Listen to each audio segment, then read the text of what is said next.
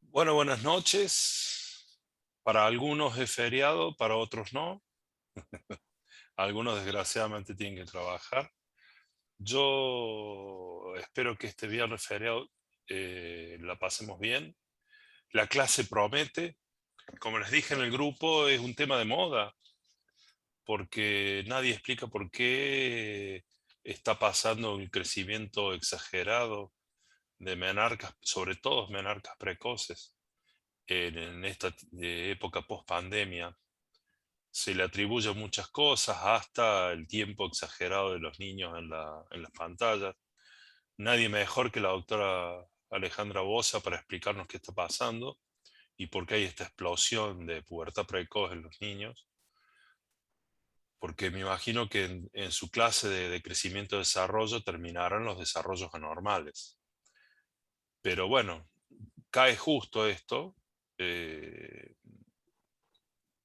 Yo creo que a todos nos va a servir esta reseña, esta clase en este momento. Con esto vamos a dar por terminado por este año y por esta vez. Seguramente vamos a volver. Endocrinología. Este curso, si Dios quiere, independientemente de nosotros, los que nos sigan dentro del colegio médico, la idea es que esto sea un loop interminable, o sea, que todos los años empiecen temas nuevos y cuando se nos acaben los temas empecemos de nuevo. La medicina tiene eso de bueno, que cada tantos años las cosas cambian, las cosas mejoran o empeoran, pero bueno, es lo lindo de la medicina, que tenemos que estar continuamente viendo las cosas de nuevo. No la veo a Leticia, ¿estás por ahí? Sí, acá estoy, Doc. ¿No me Bien, ves? ahora sí, bien. Ah, bien. No sé si querés decir algo antes de presentarla a Alejandra. Bueno, buenas noches a todos los presentes. Gracias por estar un viernes a la noche, feriado, con un tema tan importante. Bueno, y espero que disfrutemos mucho la clase.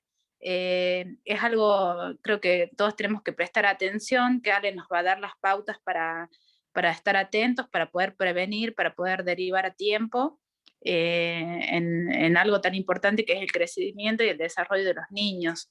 Espero que lo disfrutemos toda esta noche, seguramente va a ser así. Y bueno, empecemos. La presentemos un poquito a Alejandra. Muchos la conocen, sobre todo los que han pasado por el hospital de niños. Alejandra es una especialista en pediatría, especialista en endocrinología y jefa de endocrinología y diabetes infantil. Amiga, y va a dar una clase extraordinaria, estoy totalmente seguro. Ale, todo tuyo. Compartir pantalla y empezar.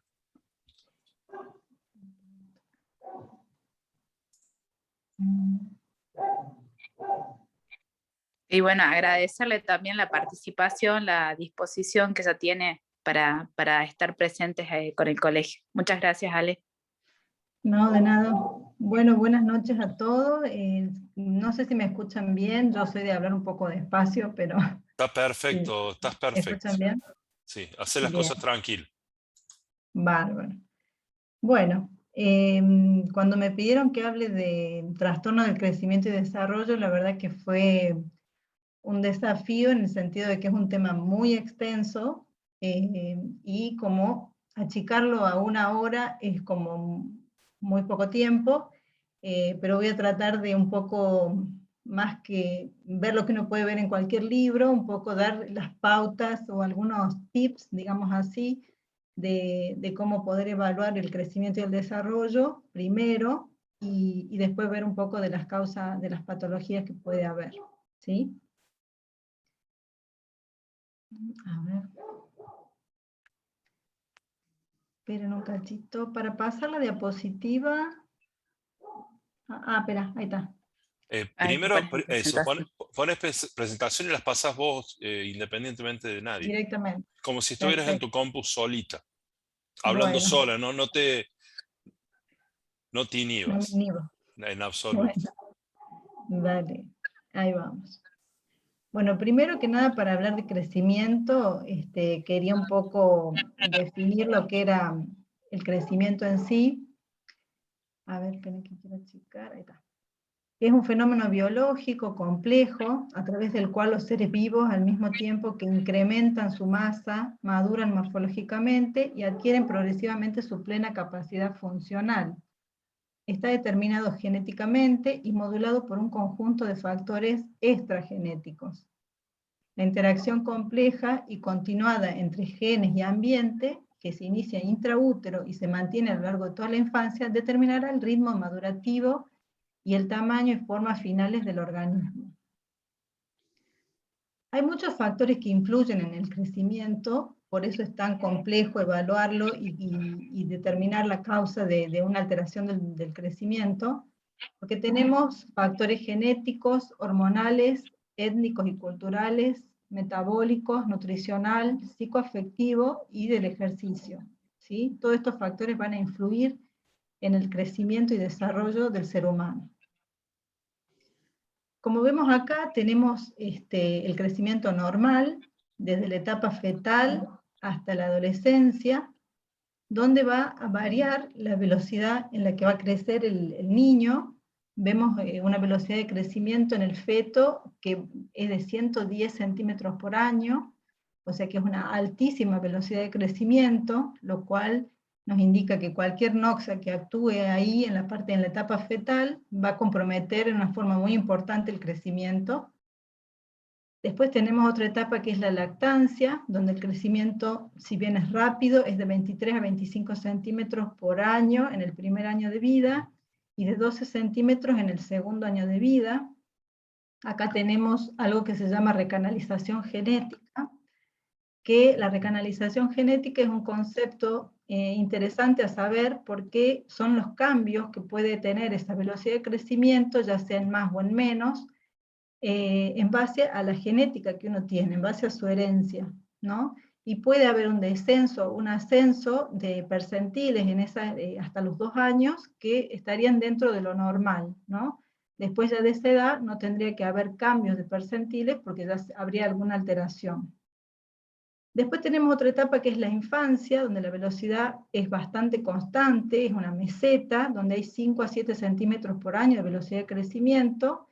Y por último la pubertad, donde ocurre el estirón puberal, que tenemos una velocidad de 8 a 12 centímetros por año. Antes de ese estirón puberal está lo que se llama una depresión puberal de la velocidad de crecimiento, que por ahí a veces uno se asusta porque dice, no, está creciendo menos, y es porque está justamente en esta depresión peripuberal, prepuberal, que es normal, y que después viene el estirón puberal, es como que tomaría fuerza para hacer el estirón, ¿sí? Pero muchos creen que por ahí puede haber algún problema, pero es justamente esa depresión que es totalmente normal. Acá graficamos un poco cómo es la desaceleración y aceleración de la velocidad de crecimiento, donde después de la etapa fetal vemos que viene una desaceleración importante en la velocidad, después está esta meseta que hablamos en la infancia, y después está el desarrollo puberal, donde da ese pico de velocidad máxima, que en la mujer es un poquito antes que en el varón, y de luego una desaceleración hasta la talla adulta. Hay factores hormonales que van a influir en cada etapa de estas. En la etapa fetal tenemos una importante acción de los factores de crecimiento, los IGF-1 y la insulina. En la lactancia, en la etapa de infancia, básicamente es la nutrición lo que va a influir en el crecimiento.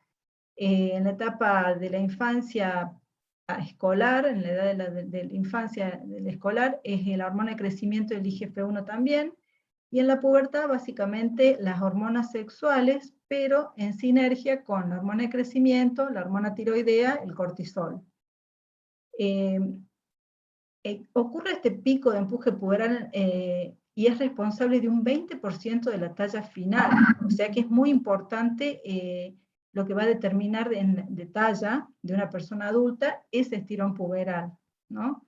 Y el 50% de la masa ósea adulta también se logra en la pubertad. Por eso es tan importante lo nutricional en esta etapa.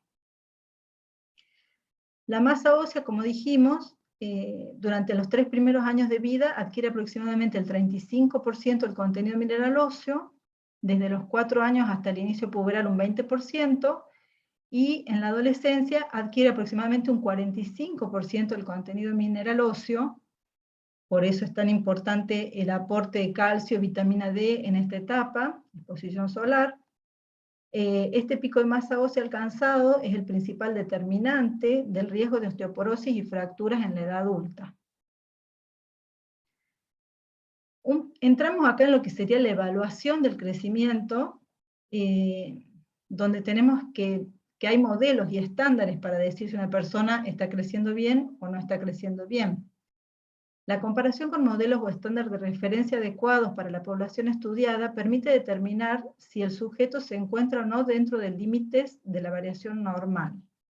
Para eso usamos lo que son percentilos, que son puntos de la distribución de frecuencia que expresan el porcentaje de niños cuya medida está por debajo.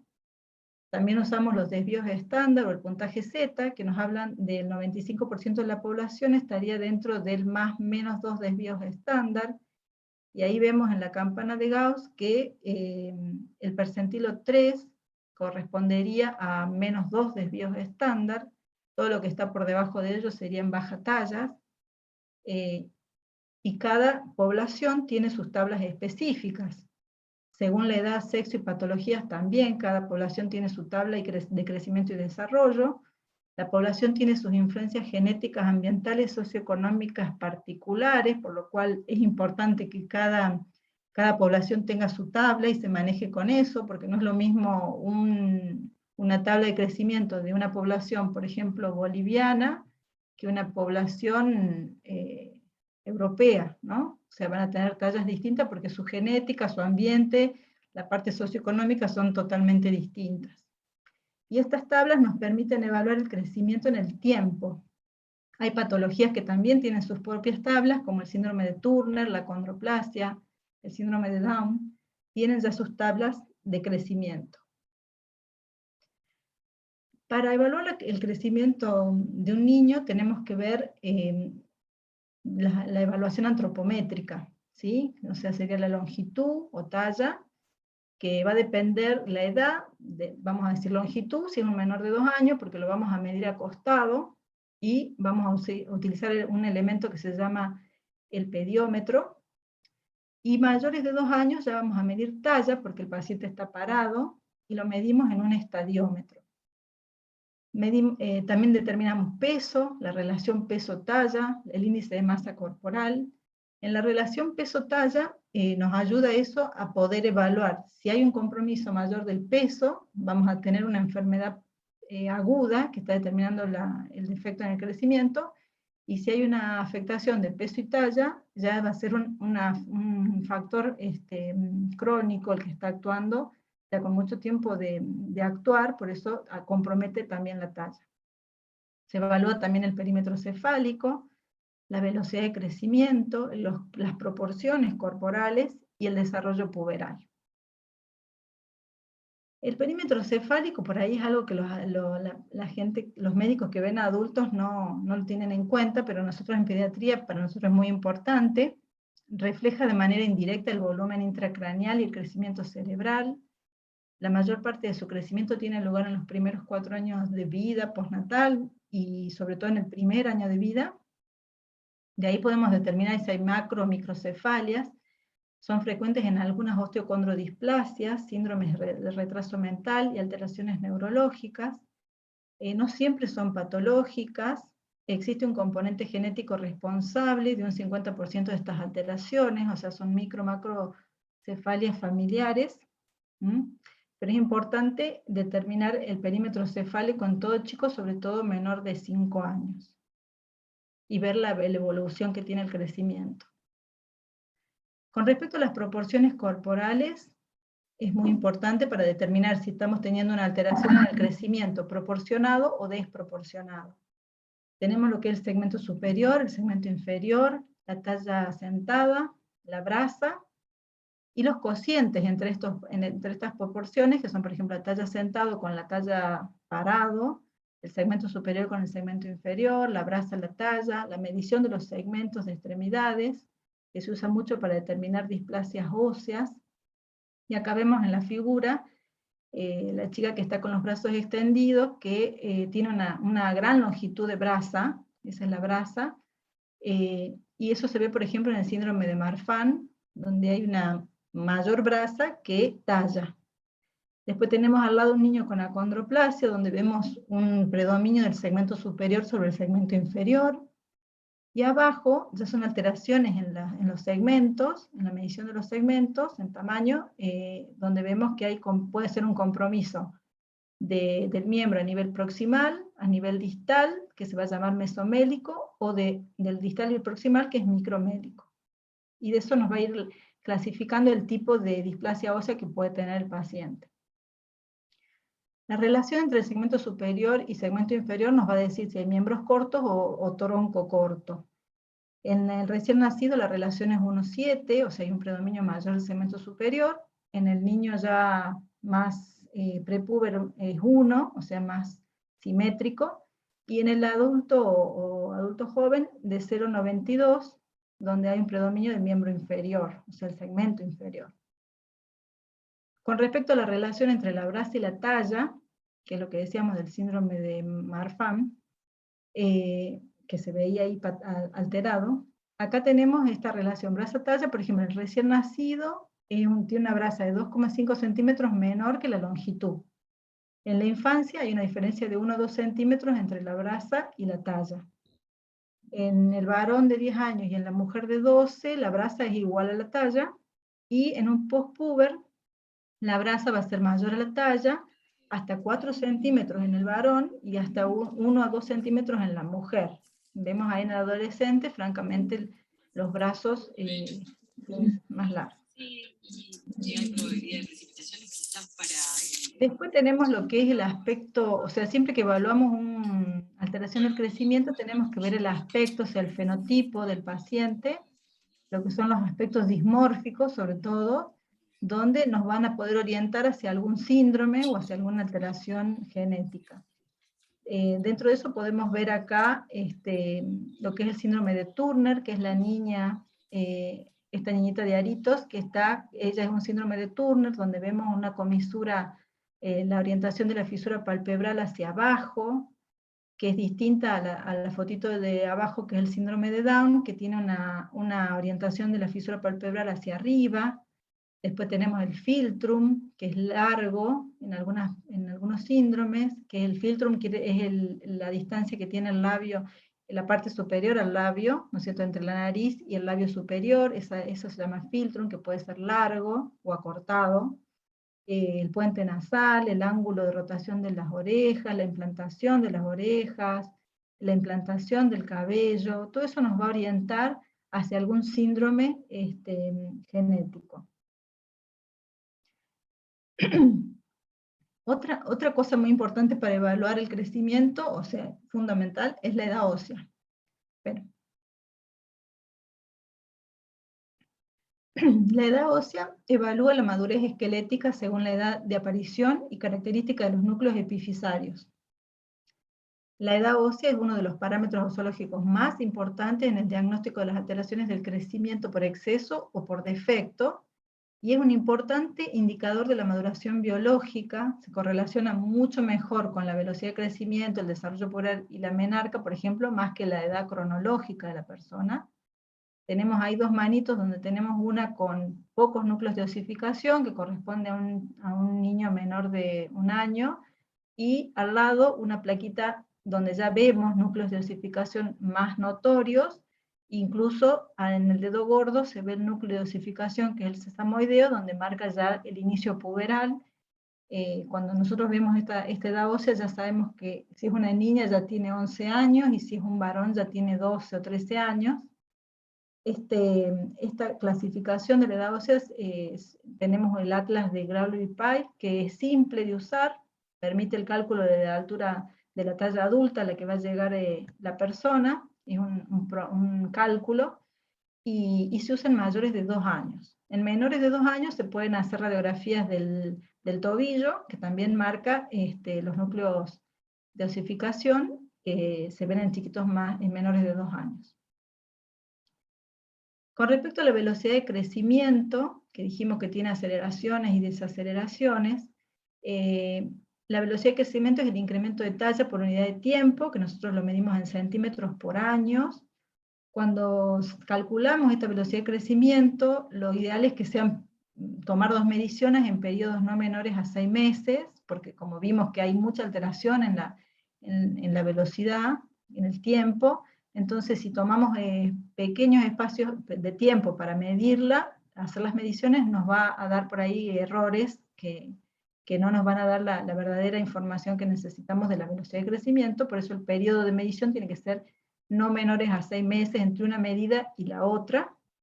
Se considera patológico una velocidad de crecimiento menor o igual a -1 desvío estándar, que corresponde al percentilo 25, si ese se mantiene por 2 o 3 años consecutivos, y la velocidad de crecimiento tiene variaciones estacionales, es mayor en primavera y en verano, ¿sí?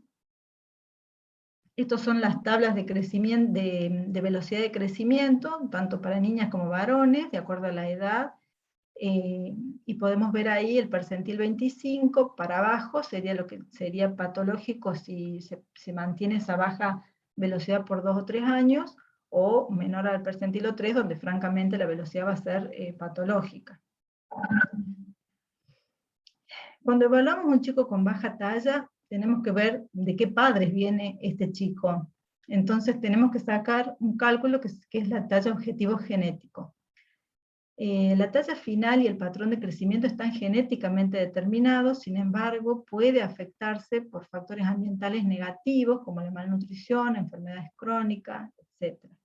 El cálculo de esta talla objetivo genético se hace midiendo a los padres, obviamente sin zapatos, midiéndolos bien en el pediómetro, y se suman la talla de la madre y la talla del padre, y si es mujer se le restan 12,5, y si es varón se le suman 12,5, y eso se lo divide en 2.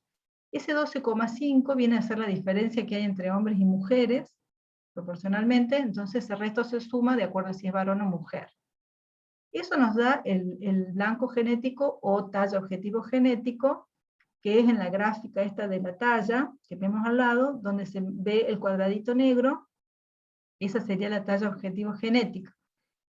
Tenemos un rango genético, o sea, no quiere decir que va a caer justo ahí el crecimiento en la talla del chico, pero va a haber un rango donde puede estar la talla del chico, caiga en ese rango. Y ese rango es 8,5 centímetros más y 8,5 centímetros menos de esa talla objetivo genético, que si el crecimiento de este niño da en ese rango, estaría dentro de su rango normal para esa familia, ¿no? No es útil este cálculo en caso de que tengamos padres con baja talla, ¿no? No sería un cálculo que nos dé no nos serviría como para usarlo.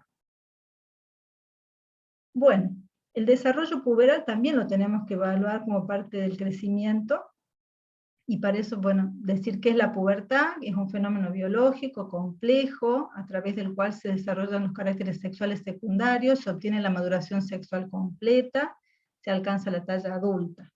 En los seres humanos la pubertad se manifiesta no solamente en forma de cambios hormonales y físicos, sino también como cambios conductuales y psicológicos, y donde sabemos que se va a empezar a orientar, digamos, con respecto a lo que es género y lo que es la sexualidad.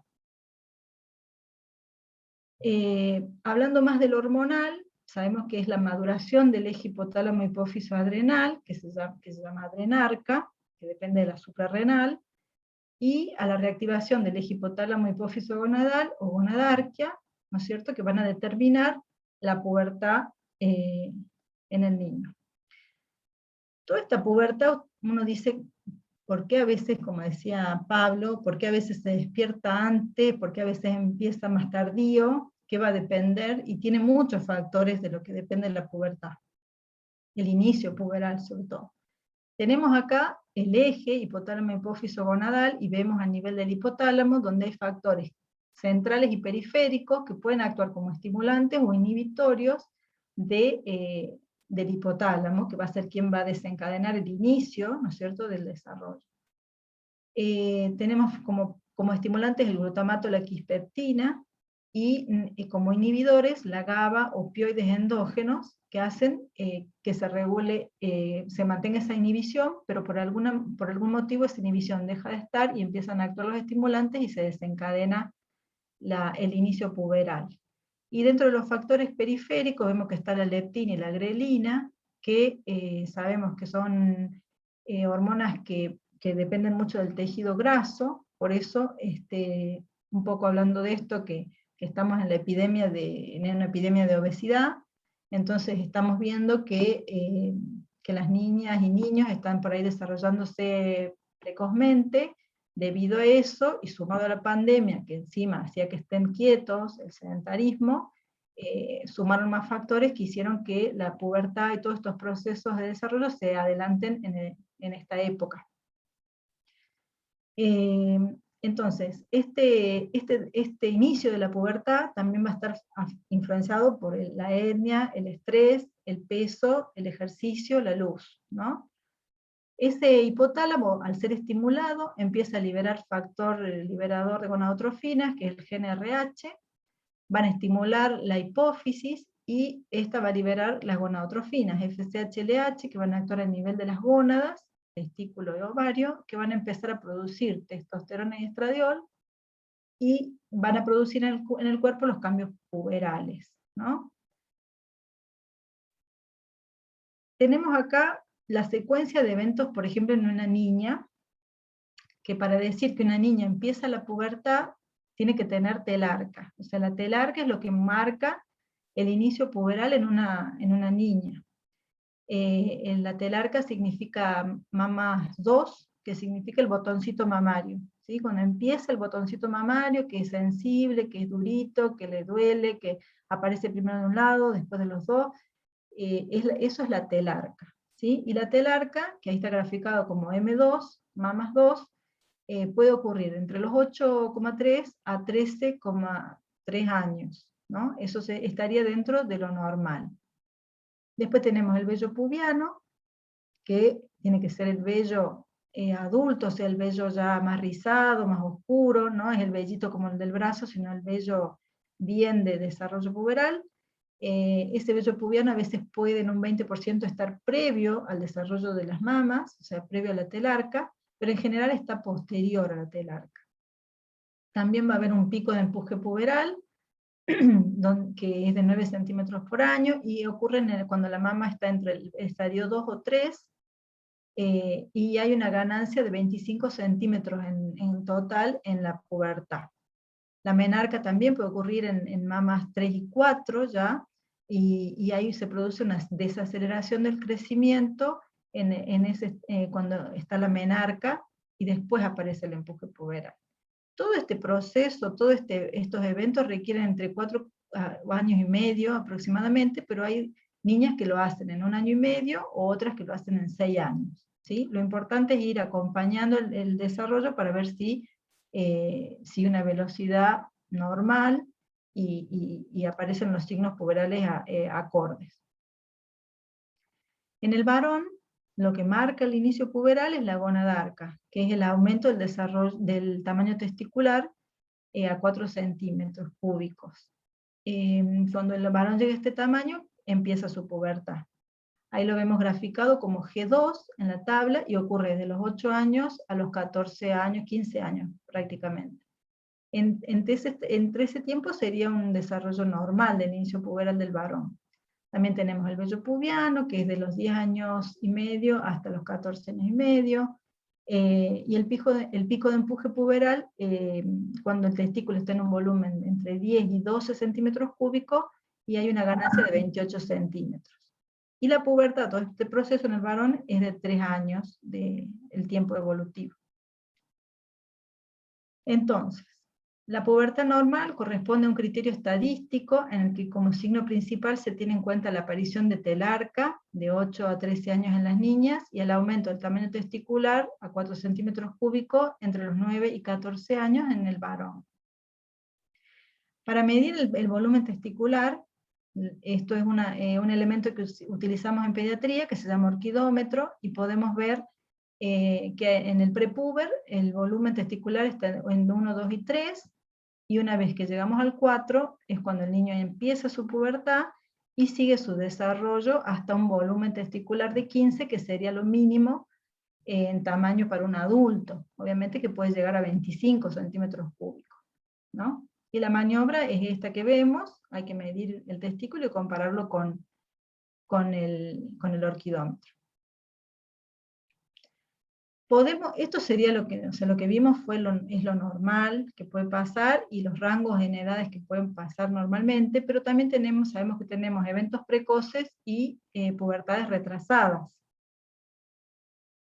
Para saber más o menos qué niña nos tendría que llamar la atención, o quién debo yo estudiar, serían niñas mayores de 13 años que no hayan desarrollado mama, que no hayan llegado a la telarca, o menores de 8 años que estén con telarca, niñas mayores de 15 años sin menarca, o menores de 10 años con menarca, con estadio 2 de mama, que sería el botoncito mamario, que lo tengan por más de un año, o sea, no, como que no avanza, también tenemos que estudiarla, y se han transcurrido más de 4 años desde el inicio de la telarca y aún no presentó menarca, ¿no? Hay que estudiar esa niña. Y en los varones, serían mayores de 15 años que no han tenido cambios puberales, hay que estudiarlos, menores de 9 años con gonadarca, hay que estudiar, y si pasan más de 5 años desde el inicio puberal, o sea, desde la gonadarca, y aún no ha completado el desarrollo, también son candidatos a hacer un estudio, o por lo menos derivarlos al endocrinólogo infantil. Hay variantes de la normalidad, que digamos, si bien aparece telarca, gonadarca y precoces, pero no están asociados con compromiso de la velocidad de crecimiento ni de la edad ósea. Entonces, es como que uno los toma como variantes de la normalidad y les tiene que hacer un seguimiento. Lo que podríamos resaltar acá es la pubarca precoz, o sea, el vello pubiano precoz, menor de 8 años en las niñas y menor de 9 en los varones, donde habría que ver, de evaluar la adrenarca, ¿no es cierto?, para ver si puede haber una variante de hiperplasia suprarrenal congénita, por eso se mide la 17-hidroxiprogesterona, y las otras hormonas de la suprarrenal, para ver si puede ser un tumor suprarrenal, puede haber otra causa que determine que haya más una pubarca precoz, ¿no? Hay que evaluar si hay virilizaciones de niñas, y acné, seborrea, todo más relacionado al adrenal, no tanto a lo gonadal. Bueno, este es un algoritmo que más que nada es para dejarles, para ver, ¿no es cierto?, que nos orienta para ver todo esto que hablamos antes. Cuando tenemos desarrollos puberales, tenemos que ver la anamnesis familiar personal, la exploración general genital ausológica, de pedir edad ósea y ver la velocidad de crecimiento. Si esos son normales, puede ser una variante de la normalidad, que es lo que vimos.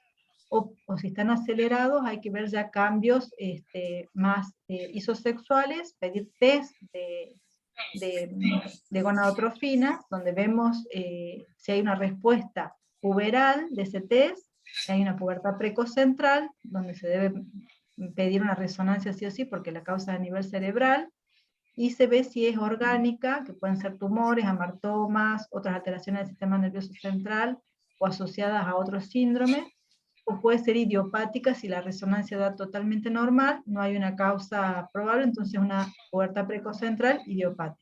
Que la mayoría de las pubertades precoces, sobre todo en niñas, son idiopáticas.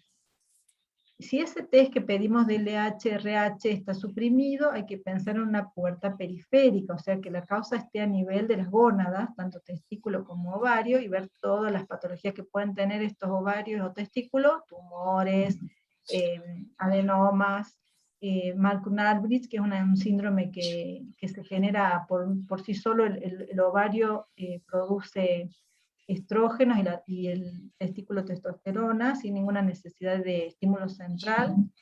Esos serían, como dijimos, cambios isosexuales. Y cambios contrasexuales, o sea, por ejemplo, una nena que empiece con virilización, hipertrofia de clítoris, etc., puede deberse a una pubertad periférica, y puedes verse en hiperplasias suprarrenales congénitas, tumores adrenales, tumores gonadales.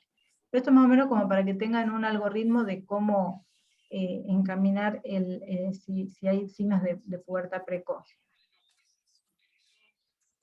Bueno, evaluamos entonces ya al chico en todo lo que es antropometría, en lo que es velocidad de crecimiento, edad ósea, desarrollo puberal, y vamos a determinar si hay o no un trastorno de crecimiento, ¿sí? Básicamente ver si hay baja talla.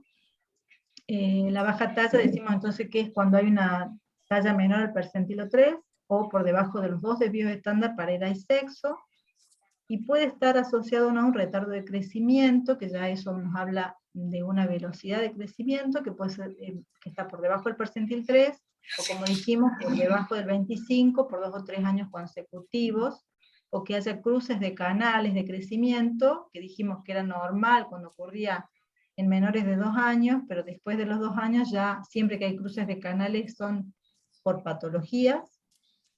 Acá vemos, por ejemplo, en el gráfico de longitud, o sea, de talla y velocidad de crecimiento, un varón de, por ejemplo, 4 años y 6 meses, donde vemos en la tabla de talla que está por debajo del percentil 3, su talla, y en la velocidad de crecimiento también. Tiene una velocidad de 4 centímetros por año, o sea, en la gráfica lo vemos por debajo también del percentil 3. Francamente es baja talla y con retardo de crecimiento.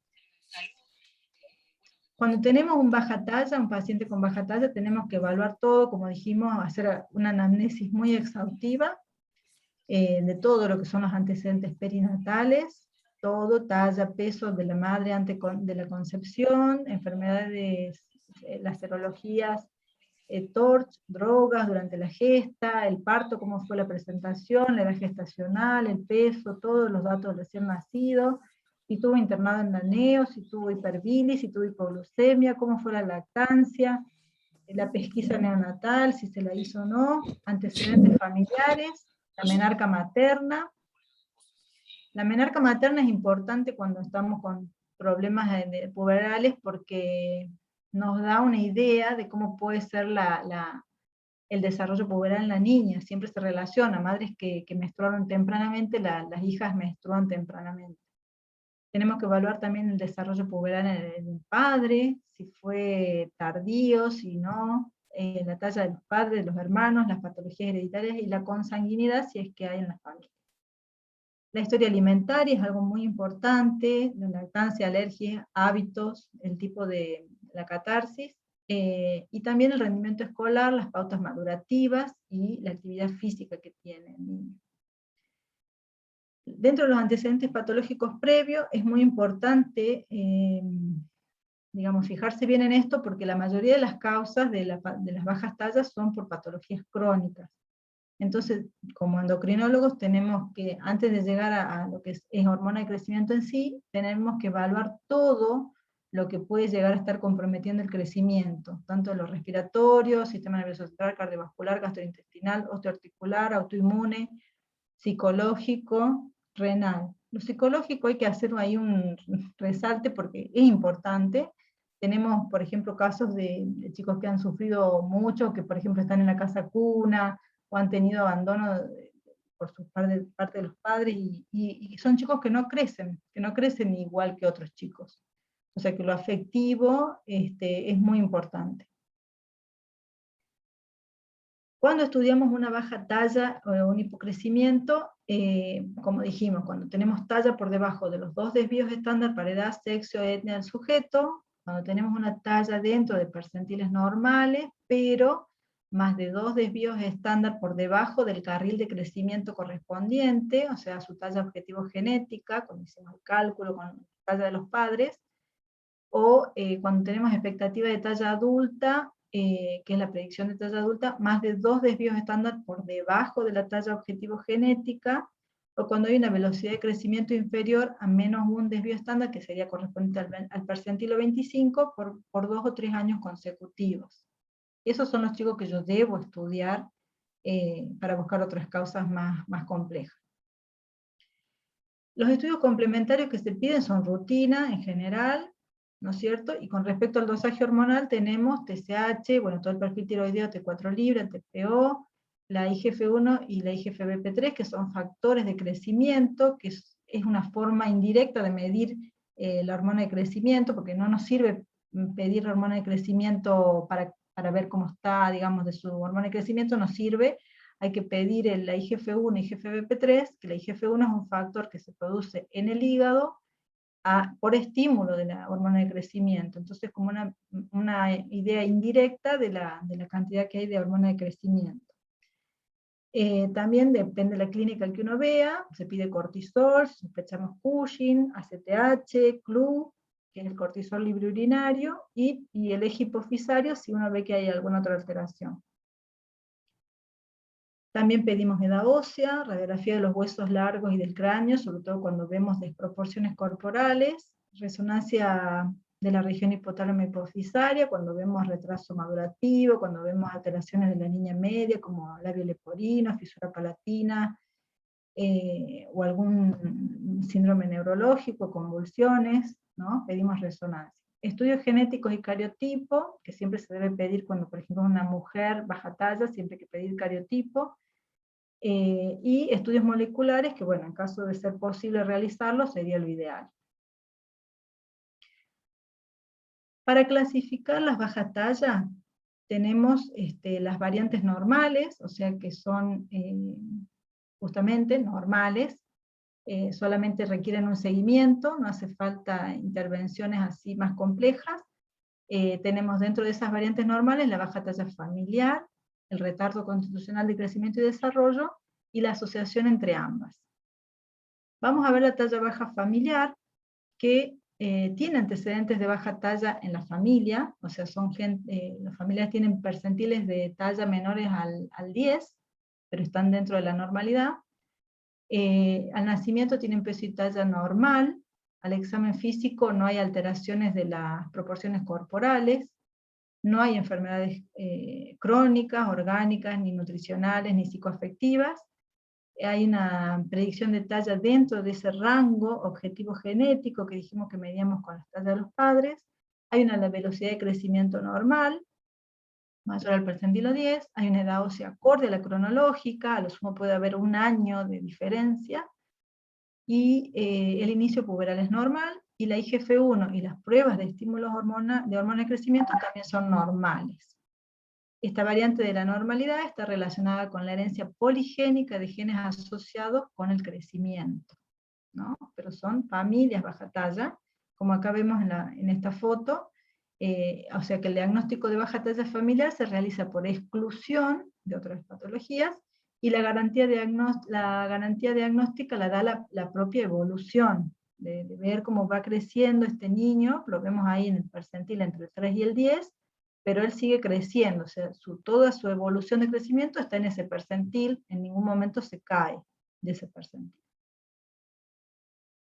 Tenemos también dentro de las variantes normales el retardo constitucional de crecimiento y desarrollo, que se ve en mayores de 8 años, generalmente lo vemos en varones, también tienen peso y longitud al nacer normal, hay una asociación frecuente con retraso puberal, ¿no? No empieza la pubertad en niñas de 13 años y en varones de 14 años, no hay desarrollo todavía puberal. La predicción de talla es igual a la talla parental, o sea, la talla objetivo genética, la velocidad de crecimiento es normal, y la edad ósea está retrasada en 1 o 2 años o a veces más de esa edad. Hay antecedentes familiares de retraso puberal, o sea, la mamá dice que menstruó a los 14, 15 años, o el papá también se empezó a afeitar como a los 16, bueno, son antecedentes en la familia de retraso puberal, y las pruebas de estímulo para hormona de crecimiento también son normales, ¿no? Algunos de estos chicos que tienen retraso puberal llegan a requerir tratamiento por inducción puberal con estrógenos o testosterona, porque digamos que al verse tan diferentes a sus pares, les genera como un estigma, entonces se sienten mal, se sienten aisladas, se aíslan de los compañeros, porque es muy notoria la diferencia en el desarrollo. Entonces a veces requieren, como para una ayuda más que nada psicológica, una inducción de la pubertad. Y la verdad que es un reto diagnóstico diferenciar entre lo que es una baja talla familiar y un retardo constitucional de crecimiento y desarrollo.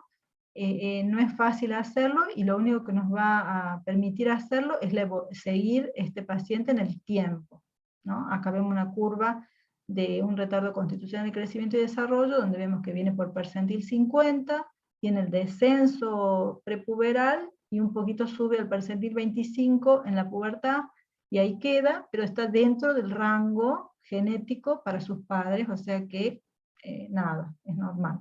Es una variante de la normalidad. Baja talla ya patológicas, que no son variantes normales, sino que son patológicas, tenemos congénitas, como todas las osteocondrodisplasias, que son un gran número de patologías, y las adquiridas, que puede ser secundaria a malformaciones o radioterapia. Las displasias esqueléticas, cortito porque es gigante la cantidad que hay, es la desproporción entre el segmento corporal, o sea, el hipocrecimiento disarmónico debe hacer pensar en la existencia de una displasia ósea o osteocondrodisplasia, ¿sí? Son anomalías primarias del hueso o del cartílago. La desproporción entre miembros y tronco puede ser por acortamiento de los miembros, como vemos en la condroplasia, el acortamiento del tronco, como en las mucopolisacaridosis, el acortamiento de miembros y tronco, como en la displasia metatrófica, ¿sí? Todo esto, pero ya hablando de patologías propias del hueso y del cartílago, que francamente son desproporcionados. Uno lo ve, a veces de verlo al chico ya uno se da cuenta que no es simétrico, no es proporcionado. Hay un gen que está muy relacionado con lo que es talla, que es el gen SHOC, que está situado en el brazo corto del cromosoma X y el Y, y la haploinsuficiencia o insuficiencia de este gen es la causa más frecuente de baja talla en la especie humana. 1 de cada 1000 a 2000 tienen baja talla, tienen este gen alterado o insuficiente. Esta alteración de este gen genera la discondrostosis del Eri-Way, en un 60 o un 80%, dentro de las tallas bajas idiopáticas, que dijimos que no tienen causa, un 2 a un 5% son por alteración de este gen, y algunas de las manifestaciones clínicas del síndrome de Turner son por este gen, alteración de este gen. Clínicamente, ¿cómo se manifiesta la alteración del gen SHOX? Tenemos hipocrecimiento mesomélico, cúbito valgo, deformidad de Madelung, que es esta que vemos del brazo, acortamiento de los metacarpiano y metatarsianos, paladar ojival, micrognatia, cuello corto, ¿sí? Esta es cómo se puede manifestar, pero hay una gran variabilidad de manifestación clínica en el gen SHOX. Pueden no tener nada fenotípicamente o tener todo. Dentro de las bajas tallas armónicas de inicio prenatal, tenemos todo lo que son niños pequeños para edad gestacional, ¿no? Defectos cromosómicos, como el síndrome de Turner, de Down, Prader-Willi, en los síndromes genéticos, Silver-Russell, Cornelia de Lange, Noonan, anomalías congénitas, como el síndrome de Potter o cardiopatías congénitas, alteraciones de los mecanismos reguladores, estos factores de crecimiento, IGF-1 y la insulina, factores maternos como malnutrición, tóxicos, el alcohol, por ejemplo, van a causar estos pequeños para edad gestacional, que también se llaman retardo de crecimiento intrauterino. No son lo mismo, pero siempre se los asocia. Son recién nacidos con peso y longitud por debajo de los 2 desvíos estándar, para la edad gestacional, tienen entre 6 a 7 veces más riesgos de ser baja talla, y el 20% de los adultos con baja talla tienen antecedentes de haber sido RCIU. Un concepto importante a tener en cuenta es el catch-up, hablando de crecimiento, ¿no? El catch-up es el incremento en el ritmo del crecimiento por encima de los límites normales durante un tiempo limitado, después de un periodo de detención del crecimiento, lo cual permite recuperar total o parcialmente el crecimiento perdido. Sería como una recuperación durante una noxa, la recuperación de ese crecimiento perdido. Ocurre en los 2 primeros años de vida, y en prematuros pueden ocurrir hasta los 4 años de vida, ¿sí? Vemos ahí como en el cuadrito donde hay una tabla de crecimiento, baja el crecimiento y después hace ese ascenso, esa aceleración, se llama catch-up. Por ejemplo, en los retardos de crecimiento intrauterino, el 87% hace el catch-up antes de los 2 años. El 6% luego de los 6 años, y hay un 7% que no hacen nunca el catch-up. Esos pacientes pueden tener pubertades más tempranas y rápidas y menor empuje puberal, lo que determina que puedan ser tratados con hormona de crecimiento. El 85 al 98% logra una talla normal con tratamiento dentro del rango objetivo genético.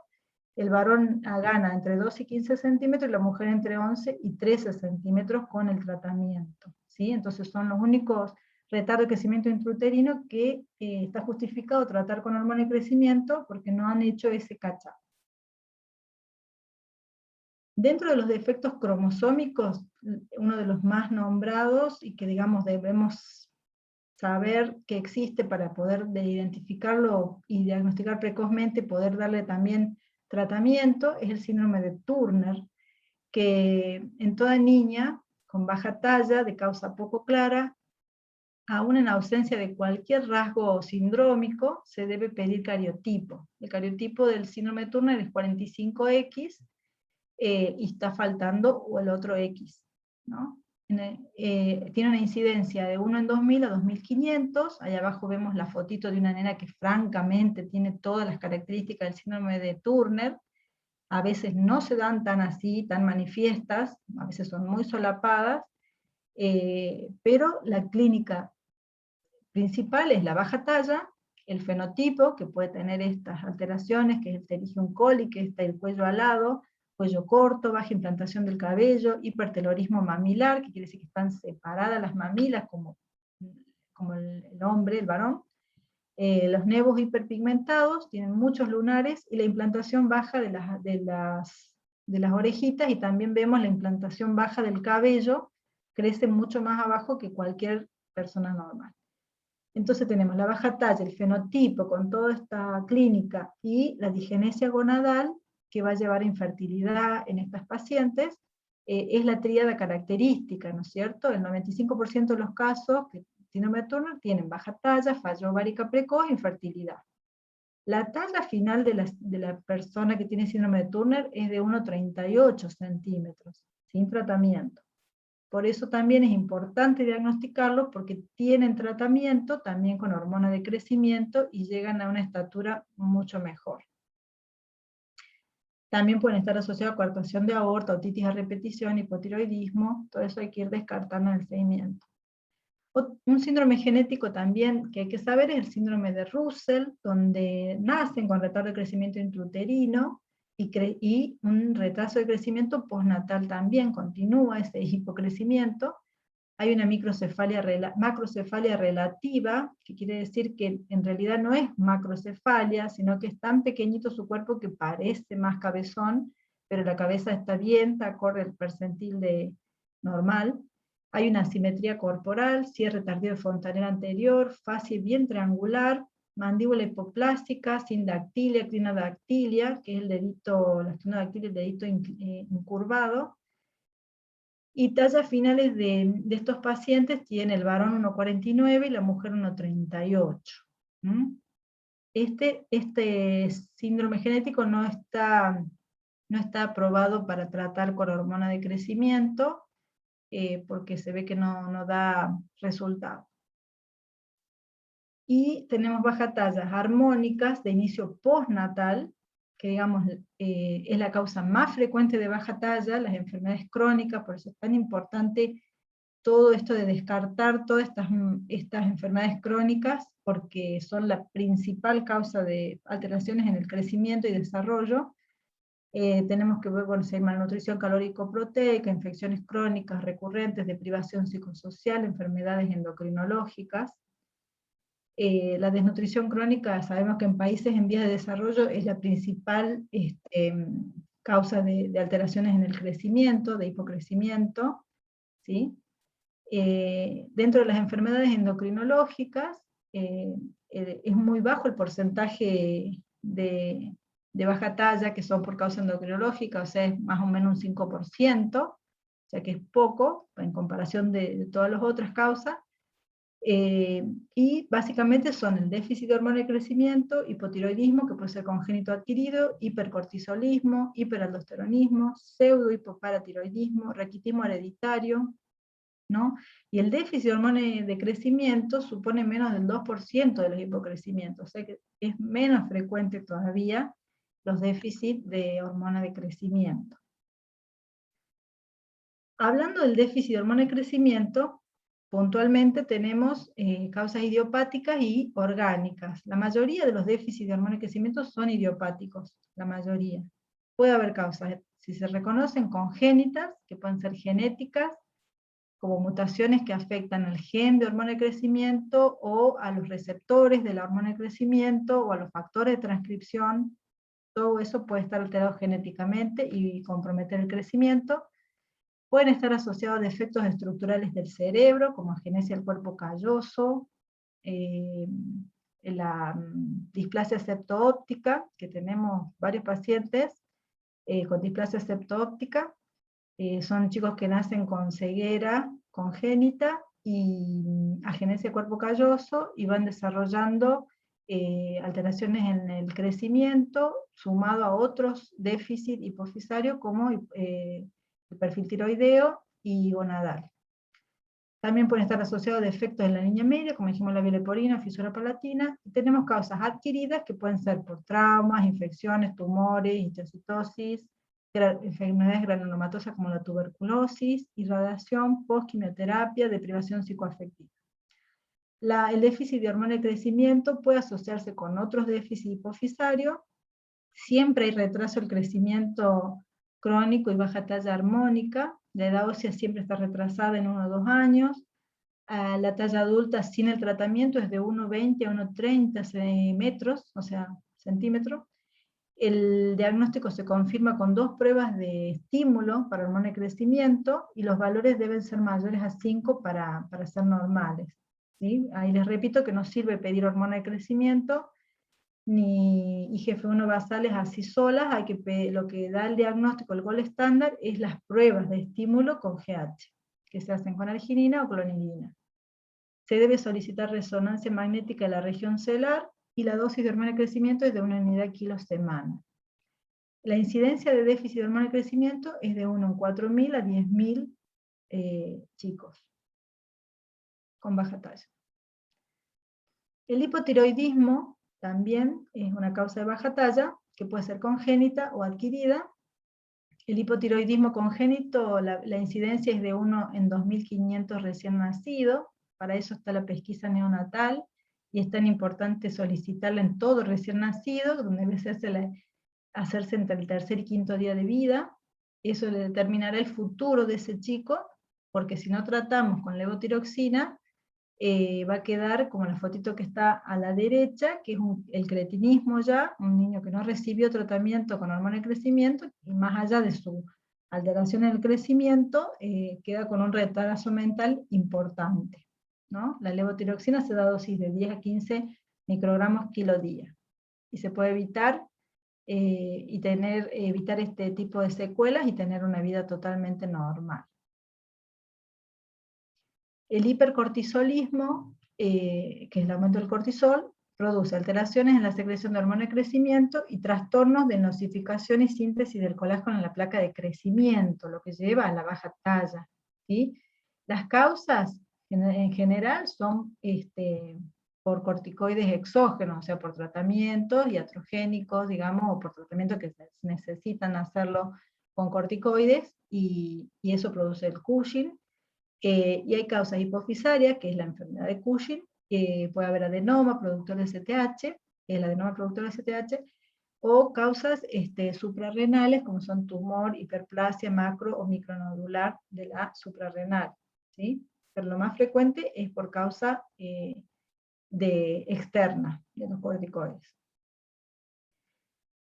Y bueno, están las bajas tallas idiopáticas, que es esto que se hizo todo, pero no se supo al final una causa, que es un grupo heterogéneo de individuos, cuya talla baja no puede ser explicada por otra patología subyacente.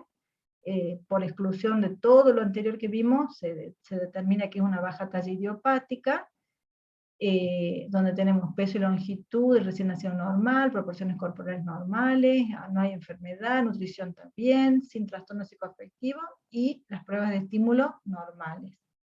Este diagnóstico de baja talla idiopática en Argentina no tiene tratamiento con hormona de crecimiento, pero en Estados Unidos, por ejemplo, sí.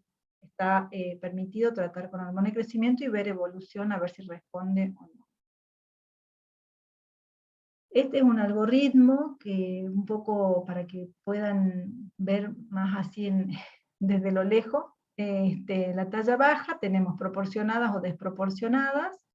Las bajas tallas proporcionadas tenemos prenatales, donde vimos todo lo que es retardo de crecimiento intrauterino, los síndromes dismórficos, las alteraciones cromosómicas, y postnatales tenemos con velocidad de crecimiento normal, que tenemos con edad ósea normal, o sea, velocidad de crecimiento y edad ósea normal, van a ser las que vimos que son las alteraciones, no alteraciones, pero las que serían dentro de lo normal, de la normalidad, variantes de la normalidad, que serían la baja talla familiar y el retardo constitucional de crecimiento y desarrollo.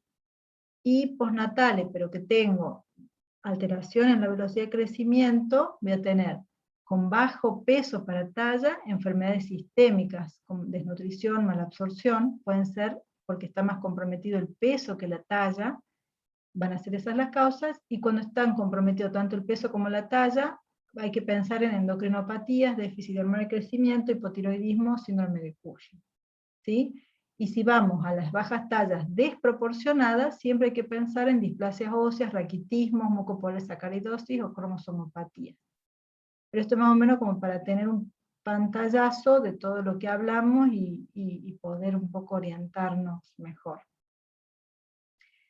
En Argentina están autorizados tratamientos con hormona de crecimiento para estos diagnósticos solamente por ahora, que son el déficit de hormona de crecimiento, comprobado, como dijimos, por las pruebas de estímulo, el síndrome de Turner, la insuficiencia renal crónica, tiene muchos criterios ahí para ver qué insuficiente renal crónico se trata con GH y qué no, tiene que cumplir con ciertos requisitos. El retardo de crecimiento intrauterino sin el catch-up, o sea, sin ese crecimiento compensatorio que dijimos, que era un 7%, que no lo tenían, y el síndrome de Prader-Willi. Esos serían los únicos tratamientos con hormona de crecimiento que están autorizados hoy en día en Argentina. Bueno, muchas gracias por haberme escuchado, espero que no se hayan dormido, y bueno, eso sería toda la presentación. Perfecto, Ale, tremendo, hermoso. Vuelvo a lo que yo dije al principio. ¿Qué está pasando? ¿Por qué se ve cada vez más? Bueno, como decimos, es un combo de cosas que nos han pasado. Veníamos ya con esto de la obesidad, de los malos hábitos alimentarios, se sumó la pandemia que nos hizo, además de comer mal, nos hizo estar quietos, y son factores que influyen mucho en el crecimiento y en el desarrollo. Entonces yo creo que eso sumó más de todo la cuestión psicológica también, ¿no es cierto? El estrés que significó esto de la pandemia hizo que se adelanten mucho los tiempos puberales, que los chicos tal vez no crezcan como deberían haber crecido, por esto del estrés, el tema afectivo. Así que yo creo que todo eso nos comprometió bastante, esperemos que mejore, pero esto se verá en el tiempo. Además de todo el tema de la pubertad precoz, ¿ha habido otros cambios en estas enfermedades de los chicos? ¿Ha aumentado el hipotiroidismo? ¿Ha aumentado ese tipo de cosas en estos tiempos de estrés tremendo para chicos encerrados en departamentos o casas durante 18 meses? Sí, por ejemplo, con respecto a los debut diabéticos, hemos tenido muchos casos, yo creo que ya vamos en este año como más de 15, 16 debut en el año, que es mucho. O sea, sabemos que todo lo autoinmune está muy relacionado a lo emocional, al estrés, a todo esto, entonces sí vemos más patologías referidas a lo autoinmune, ¿no? Diabetes, hipotiroidismo, sí. Bien, qué desafío, ¿eh? ¿Qué tienen que ver la exposición a pantalla? Y la exposición a pantallas, ¿No yo tiene nada creo que que ver o porque es una de las teorías que se dice? pienso que la exposición a pantalla justamente es lo que el chico que está expuesto más horas a pantalla en el día es porque está más quieto, es porque siempre con una pantalla hay algo que estamos comiendo, si no es un pochoclo, una cosa, una galletita, siempre estamos O comiendo sea, algo. vos no crees que sea el estímulo de la radiación de la pantalla, sino el estímulo No sé de si la comer, radiación de comer y estar quieto. de comer, estar quieto y el tema de la alteración del sueño, porque chicos que, por ejemplo, a mí me comentan que están jugando hasta las 4 de la mañana, o sea, alteramos el sueño, alteramos esto lo que es luz, oscuridad, que sabemos que la hormona de crecimiento se libera fundamentalmente en el sueño, en la etapa REM del sueño, entonces también se altera eso, y también la parte de estrés, ¿no? Porque, por ejemplo, hay juegos que pueden ser inofensivos, pero son muy estresantes para los chicos, son batallas, peleas, gritos, bueno, y eso es como estar permanentemente en ese estrés, o sea, también sumamos eso. Entonces yo creo que es un combo, que tal vez no sé si es tanto la luminosidad de la pantalla, pero me parece que lo que acompaña a las pantallas es lo que nos lleva a esto. Última por mi parte, contanos un poco de los mitos de, de la alimentación.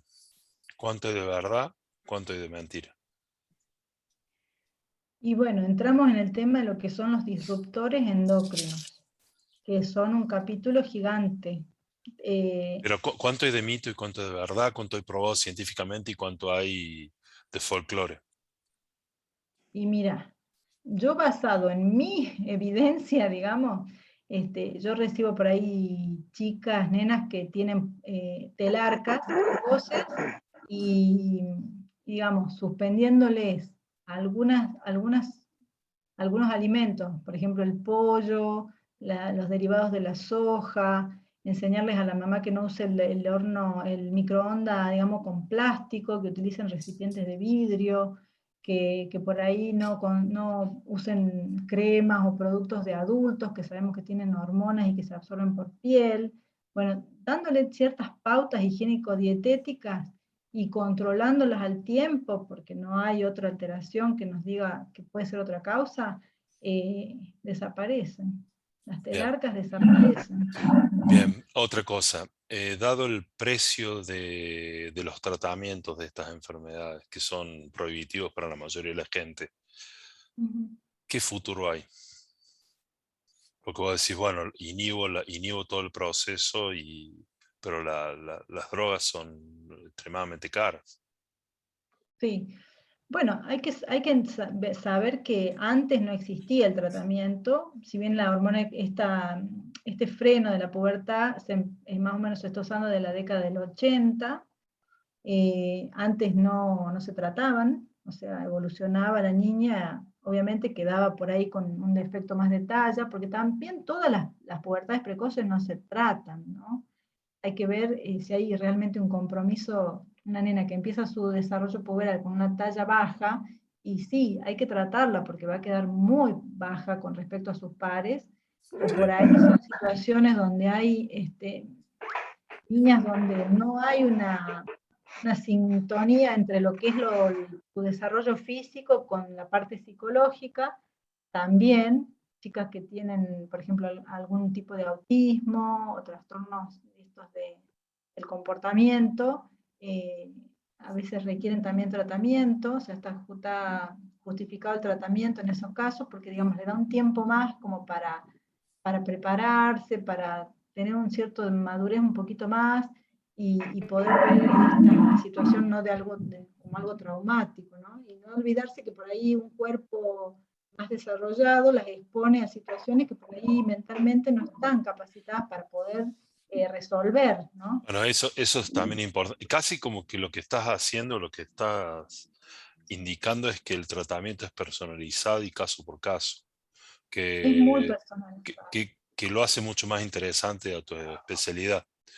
Porque mucho más allá de si la nena queda petiza o no, o más petiza de lo que no, es cuán psicológicamente está preparada una nena de 10 años para tener su primera menstruación y eso.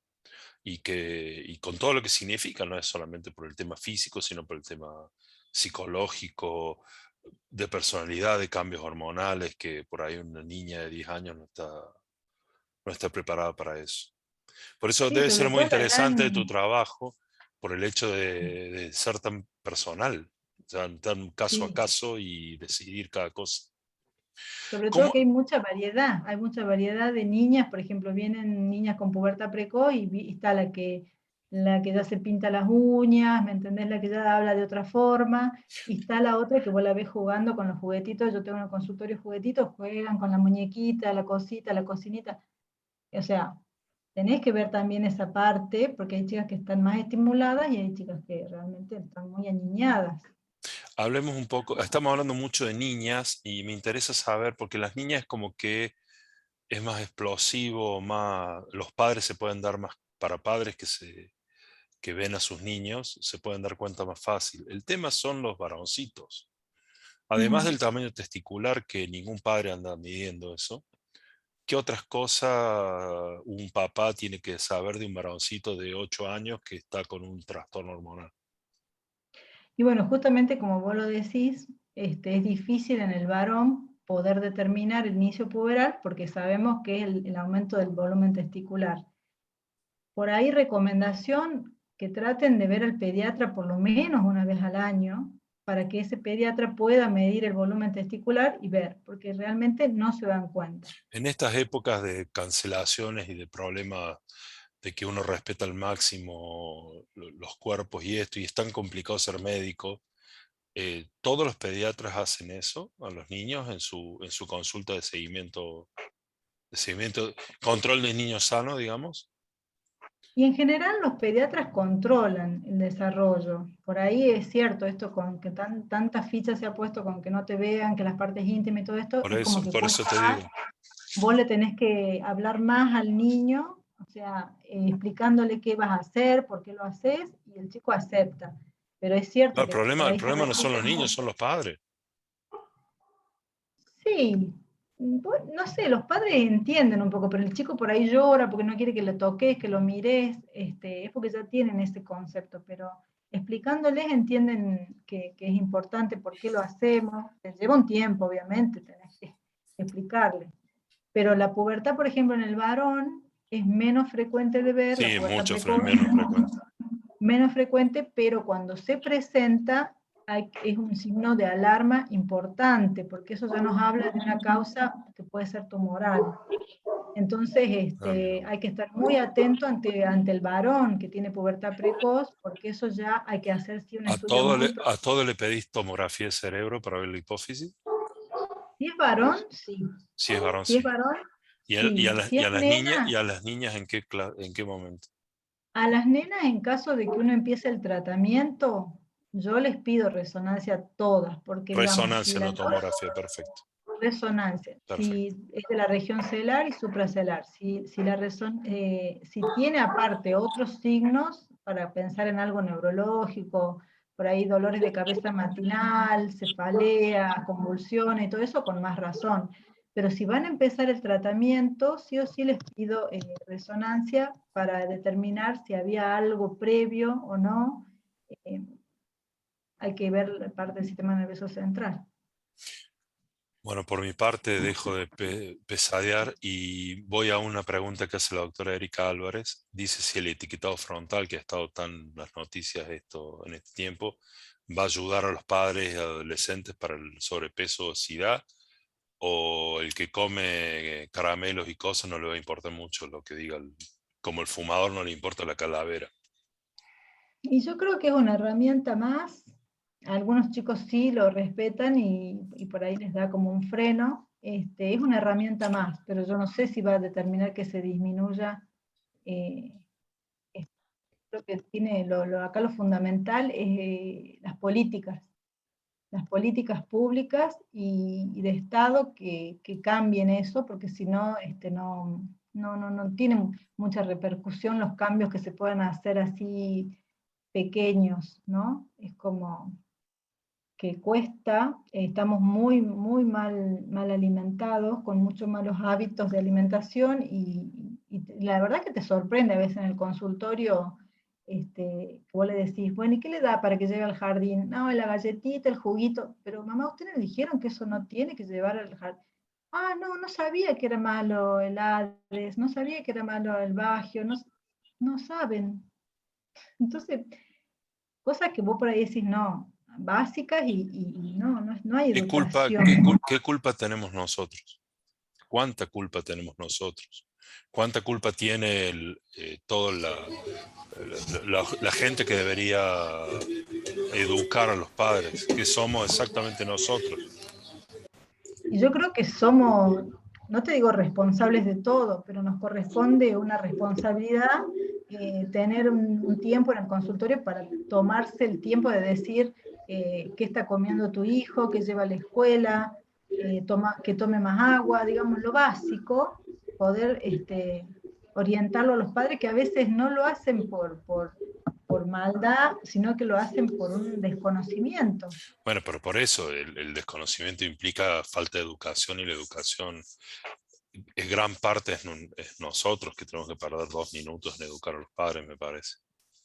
Sí, pero también como te digo, Pablo, para mí esto depende también de las políticas. O sea, porque No, si, bueno, obviamente, ¿no? los Porque políticos, lo que uno puede ver en las el políticas consultorio, públicas de salud, ya sabemos, pero claro. está bien, está bien. ¿Algún otro, Leti? Me cansé de ya de... Sí, bueno, yo siguiendo un poco, bueno, Ale, felicitarte por la clase, la verdad que muy clara en la explicación de todo. Y bueno, siguiendo esto con el tema de las políticas de salud, me preguntaba con el tema de la alimentación, que bueno, varias cosas fueron contestando. eh, por lo que van charlando, veo que no, digamos, no hay más allá de implementar en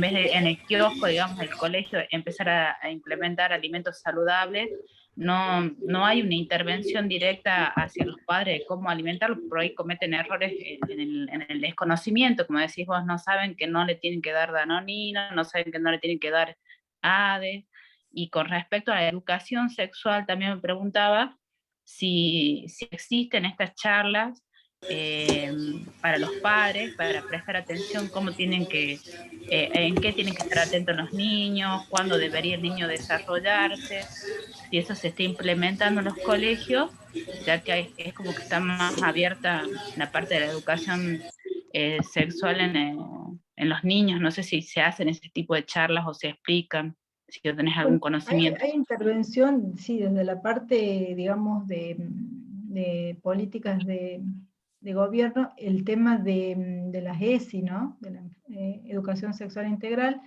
Yo creo que ha ayudado mucho en ese aspecto en las escuelas.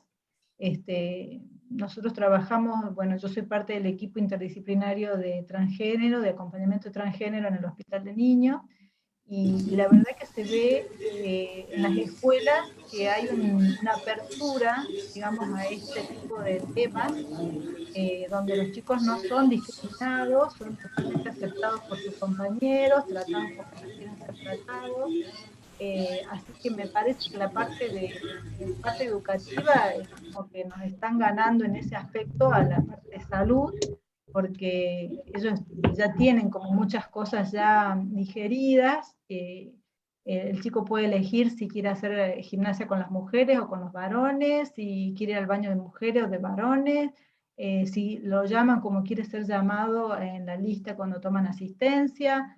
O sea, como que todo eso ya está mucho más aceptado que en la parte de salud, donde todavía hay varias barreras.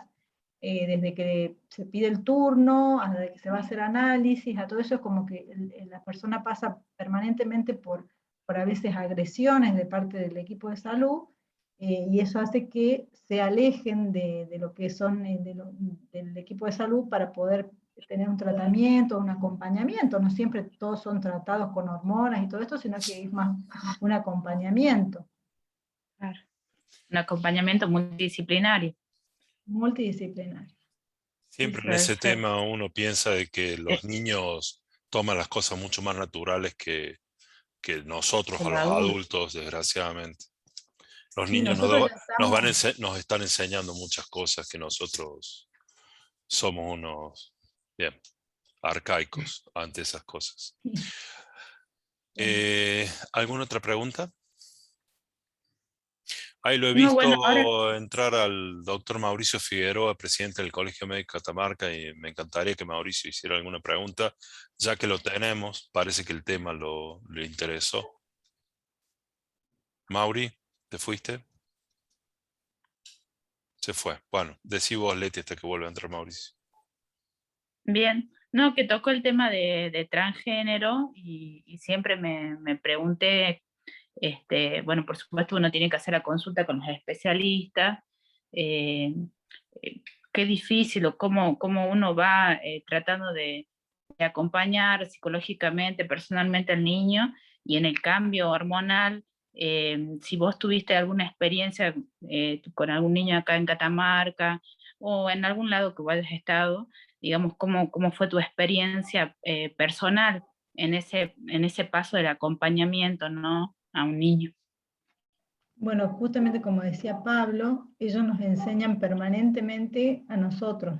O sea, eh, es como llegar al equipo interdisciplinario, como que cuesta por ahí un poco, porque por estas barreras que nosotros mismos el sistema de salud pone, pero una vez que llegan, nosotros tenemos aproximadamente unos 16, 17 chicos en acompañamiento, y realmente uno dice, como que los admira, ¿no? Un poco en el sentido de ponerse en contra de toda la sociedad, ¿no? Porque no tanto los pares, pero los adultos, digo, yo siempre les digo, qué bárbaro, qué valentía que tienen, porque no es fácil salir del esquema que uno tiene y decir yo soy totalmente distinto o yo cambio el paradigma, y bancársela, ¿no? A esa edad. Entonces, pienso que un chico que llega a vernos a nosotros ya es porque pasó un montón de barreras y porque realmente está convencido de lo que está haciendo y convencido de que quiere un tratamiento. Entonces, a nosotros siempre, permanentemente nos enseñan un montón de cosas. Evidentemente vienen con otro chip los chicos. Y Evidentemente. la última pregunta es si acá en Catamarca se ven muchas alteraciones genéticas como el síndrome de Turner, Sí, en Catamarca si es muy tenemos frecuente. pacientes. Sí. No, como decíamos, es uno en 2000 a 2.500 niñas, pero sí se ven. Lo que pasa es que, como decíamos, es como el síndrome de Down. Hay chicos con síndrome de Down que tienen muchos fenotipos, o sea, vos te das cuenta, hay no más que síndrome de Down, y hay otros chicos que tienen síndrome de Down y como más solapados. Bueno, en todas las alteraciones estas genéticas siempre hay cuadros muy manifiestos y cuadros más solapados, ¿no? Entonces, el problema que tenemos es que muchas veces llegan tarde a la consulta porque no son diagnosticadas por el pediatra a tiempo, o por lo menos de ver, por ejemplo, que es una baja talla, o que tiene un retardo de crecimiento puberal, ¿no es cierto?, que serían las causas por las que consulta una chiquita con síndrome de Turner. Tenemos pocos casos en los que se ha hecho un diagnóstico temprano, ¿no? Y siempre cuanto más tarde es el tratamiento, sobre todo con hormona de crecimiento, es como que tenemos menos chance de tener una mejor talla. ¿Sabes qué te voy a pedir, Alejandra? Que dejes de compartir, que dejes de compartir pantalla. Así nos vemos la cara grande. A ver, espera, ¿y Ah, cómo hago? stop. Arriba. Stop. Ah, bien, bien. Ahí está. Ahora sí nos vemos. Bueno, ahí está Buenísimo. Mauricio. Prende el micrófono, Mauricio. Nos encantaría que le preguntes algo a Alejandro. Pobre Mauricio.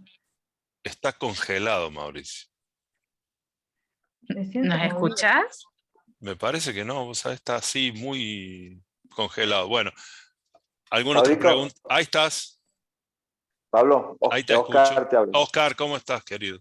¿Tenés alguna pregunta, Oscar? Sí, sí, primero quiero felicitar a la doctora por su exposición, excelente. La verdad es que nosotros en Interior no tenemos médicos especialistas en endocrinología y hablar de estos temas, aunque sea en el roce de la sala de médicos por lo menos, no nos podemos embeber nunca de algún comentario o de alguna cosa nueva respecto a estos temas. Yo lo que le quiero preguntar a la doctora es que si hay disponibilidad en cuanto a los laboratorios para hacer las reacciones químicas, los diferentes tipos de testeo para estas patologías, y si tienen el costo, me imagino que debe ser caro, y si nuestra obra social provincial, cubre algunos de estos tipos de estudios y tratamientos. Bien, a nivel público tenemos bastante cobertura de lo que son todos laboratorios hormonales, o sea, todo lo que es perfil tiroideo, de gonadotrofinas, cortisol, prolactina, todo se hace en el hospital de niños, y lo único que por ahí recurrimos a lo privado, que a través de Servicio Social y del Ministerio de Salud Pública se le paga el análisis al niño, es lo que son los test de estímulo, lo que es los cariotipos, y alguna determinación más específica, como ACTH, 17-hidroxiprogesterona, o sea, más lo que es el perfil, digamos, suprarrenal, lo hace en la parte privada, pero lo cubre, o sea, lo subvenciona el Estado. Bien.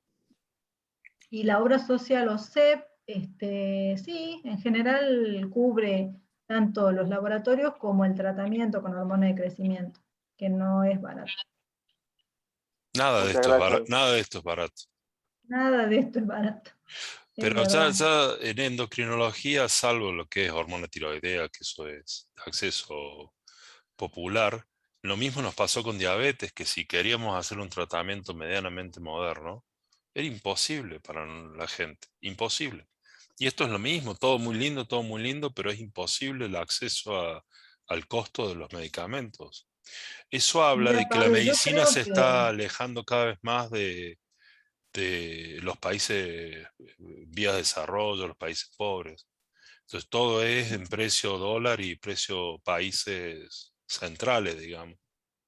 y las cosas, mira, se consiguen, pero con sudor y lágrimas, porque yo, por ejemplo, tengo una paciente con bomba de insulina, que se la autorizó CEP, los costos de la bomba de insulina son altos, eh, o sea, pero nos costó historias clínicas, la mamá súper perseverante, o sea, una serie de cosas que hicieron que se la autoricen, pero digamos que estando uno atrás, justificándolo y digamos, demostrar que tiene criterios para tener la bomba o el tratamiento que sea, eh,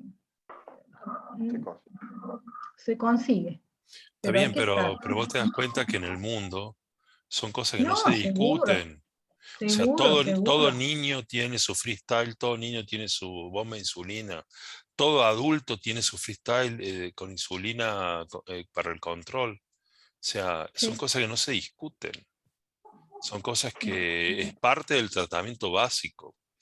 Y aparte creo que no son ni siquiera buenos, no quiero hablar mal de nadie, pero no hay buena administración en ese sentido, porque si vos calculas el precio de las tiras reactivas, que son carísimas, y el freestyle, que te evita comprar las tiras y tenés que comprar los dos sensores, al final creo que te termina conveniendo porque tenés mejor control del paciente con respecto a las glucemias que las tiras. No, pero no pagas después la complicación del mal manejo de la diabetes.